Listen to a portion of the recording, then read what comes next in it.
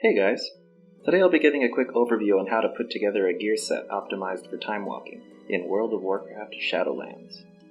Timewalking refers to moderately challenging versions of old dungeons and raids that were allowed to run during certain in-game event weeks.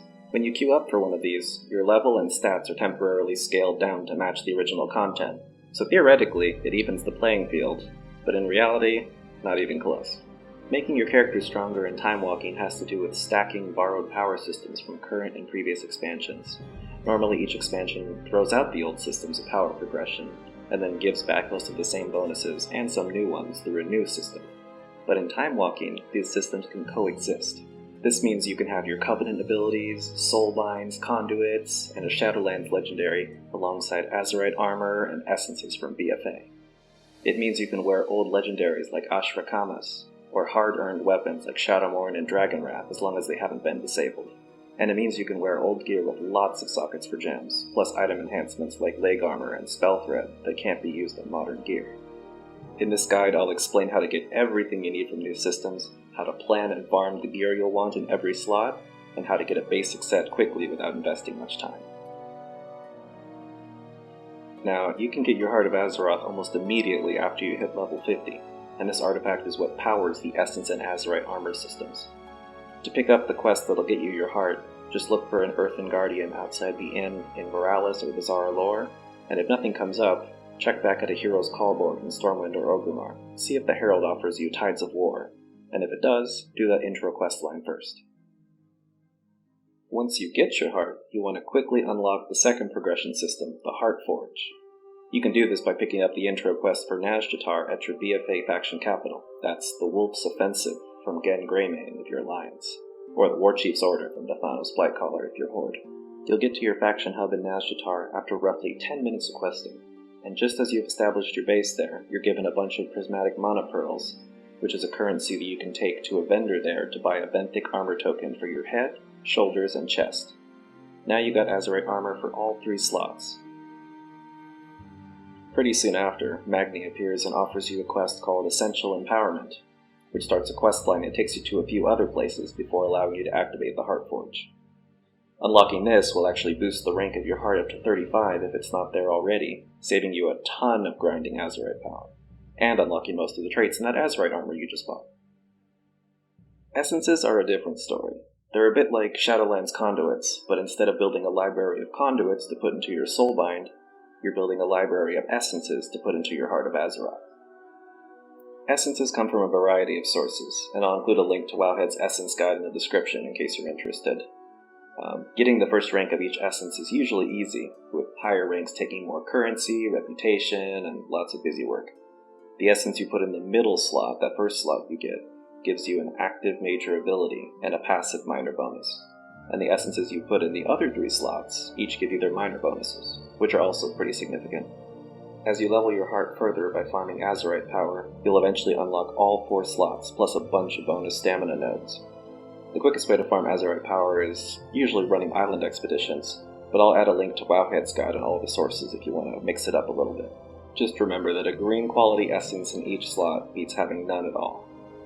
Now, when we talk about Shadowlands power and timewalking, most of it you're already probably using. The only catch is that you'll want to make sure your Shadowlands legendary is in a slot that isn't reserved for Azerite armor. But if it is, just make a rank 1 in a different slot.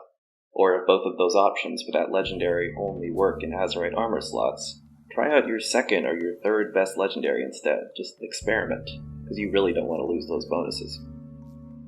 As for old legendaries, there are at least a few worth mentioning. If you have the time, Shadowmourne, Dragonwrath, and Valanir are all great weapons for timewalking. The legendary cloak Ashrakamas from BFA is great too, only as long as you can get it to rank 12 so you get the massive stat proc. If you played during Mists of Pandaria, you might have unlocked augments for a Shaw-touched weapon that you can buy again from the Black Talon Quartermaster.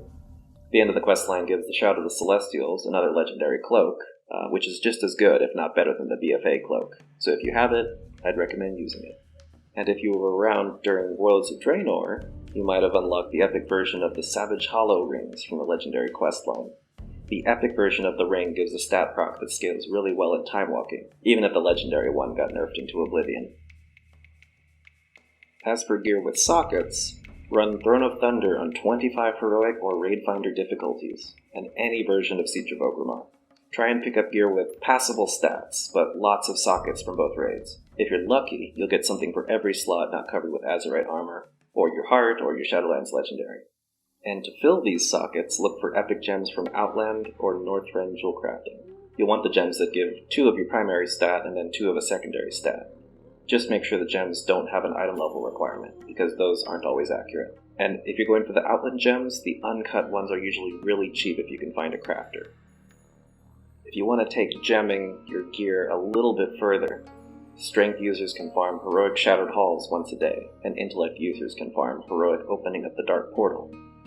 Sovereign and Timeless Tanzanite are the best gems you can find by far, so enjoy them until they get nerfed. When it comes to enchants and consumables, just find what you can. Current enchants like Eternal Stats, Intellect, and Strength scale well. BFA enchants like Force Multiplier and Machinist Brilliance do too. And for cloaks, any of the Shadowlands fortified enchants will do, and for rings, use the Accord or Tenet enchants. For your legs, you'll want to find a good leg armor or a spell thread depending on your class, and for boots, you want to get something like Tuskar's Vitality or Pendaran's Step. The Living Steel belt buckle will add another socket to an old belt, but it's usually one of the more expensive of all the things I've suggested. When it comes to consumables, if you're looking for the best stuff, I would recommend Cataclysm Food, the stuff that gives 6 stat and then 6 stamina. And for flasks, I would recommend either the Drainic flasks, which are extremely cheap, or if you're ready to spend a lot of money, you can get the Greater flasks from Battle for Azeroth. And then I'd also recommend using Wizard Oil or Sharpening Stones, whatever you have on hand. It all makes a difference, but don't feel like you have to go this extra step. Before I wrap things up, I want to go over what doesn't work in Timewalking, a few good trinkets, and then share a quick look at some of my own Timewalking sets. Figuring out what doesn't work is usually pretty simple. Anything with a legacy bonus inactive written on it doesn't give any special bonuses in any content anywhere, but the base stats and the sockets still work if you weren't sure. Legion Legendaries and the Cataclysm Rogue Legendary are all part of the legacy list, so don't even bother with them. I want to give a shout out to 2 amazing trinkets, the Lurker's Insidious Gift and the Forbidden Obsidian Claw, both of which are from BFA. The first is a Strength or Agility trinket with a 30-second Mastery proc that actually does damage to you as you carry the buff. But in Timewalking, the way it scales, it's almost harmless, so it's about 10% risk, 90% reward. The Claw is a healer or an Arcane Mage trinket, and it gives a ridiculous amount of mana back in Timewalking, even compared to what it gave in BFA. If you have the time and they're good for the class you play, they might be worth going for. I'll keep this last part short. This is my Fury Warriors set. As you can see, there's 3 Azerite pieces with great powers, 3 minor essences plus a major essence that gives me double rage generation for 15 seconds every 2 minutes. I've got Ashrakamas, I've got Shadowmourne, my Shadowlands Legendary Ring, plus a ton of gear with a ton of sockets for gems, and it's all augmented and enchanted. For tanking, which I'm generally no good at, I use most of the same stuff, just with Azerite gear for tank instead of DPS. The stamina nodes for my heart and all these extra gems make a huge difference, so I can live long enough to figure out what I'm doing. As for my Mistweaver Monk, he's got a lot of the same fundamentals. The same essence that gives me a double rage cooldown on my warrior gives me mana back on my healer, and it's a lot. Minor essences and Azerite power speed up my rotation and make everything stronger, so there's no complaints there. Last is my Beast Mastery Hunter, which has nothing special that the other guys don't, but I do want to mention that the Night Fae Hunter ability, Wild Spirits, has crazy interaction with Focused Azerite Beam. That's a major essence. And you can use them together to mow down entire packs in Timewalking dungeons in less than 5 seconds. If you can try it, it's pretty fun. I hope some or all of this was helpful to anyone looking to get started in Timewalking. I know there's older videos out there covering the same topics, but I thought they needed a bit of an update, so here we are. Sometimes you just want to log on a character you barely ever play and still top the charts, or maybe you're just looking to get some upgrades at the start of a current raid season.